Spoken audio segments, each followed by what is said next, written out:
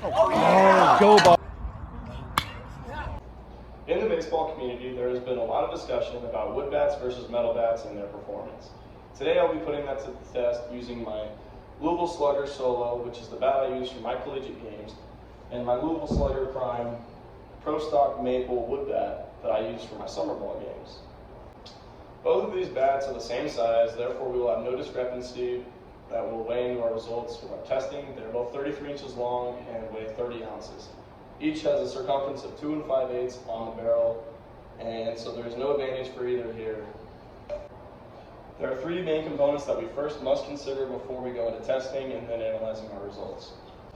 The first component we must consider before testing is gravity. Gravity is the force that will act upon the baseballs and weigh them down and bring them back towards Earth.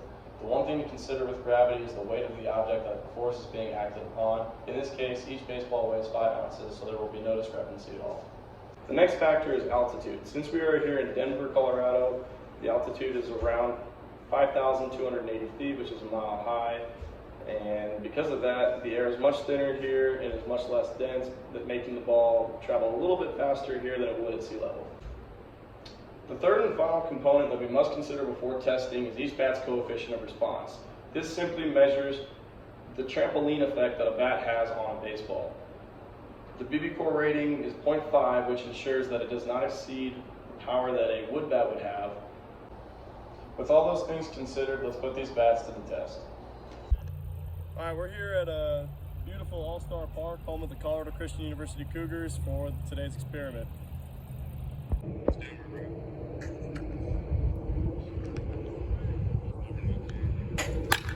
First up, we have the aluminum bat right-handed.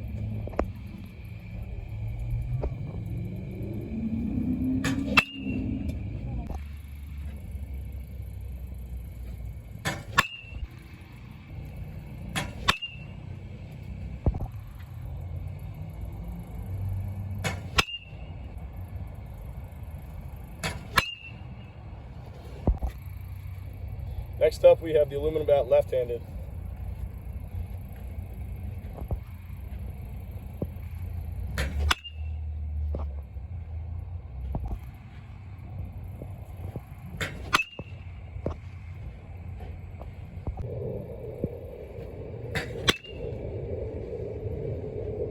I know.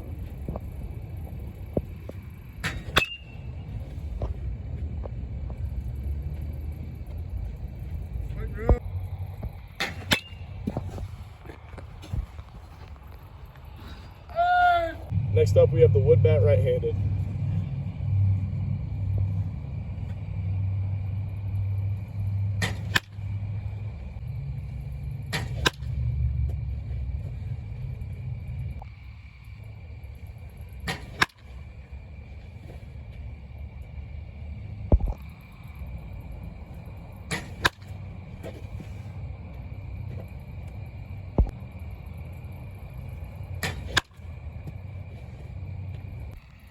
And last up, we have the wood bat left-handed.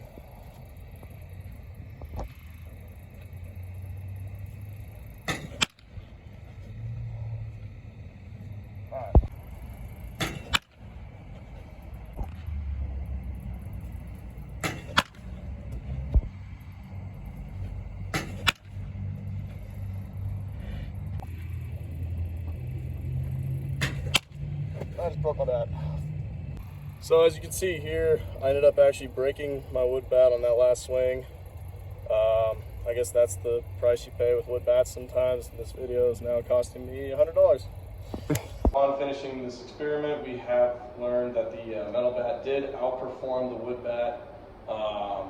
The averages were fairly similar right-handed, but there was much more discrepancy left-handed. I think that metal bats often benefit from the hollow inside, and as wood bats are not hollow at all, so therefore the dispersion of mass really affects the velocity of the bat speed, and therefore the output of the baseball is far greater with a metal bat. So with all of that said, the deciding factor in this experiment was the dispersion of mass within the barrel. The hollow barrel really benefits as far as exit velocity, bat speed, and because of that, it is preferred by most hitters.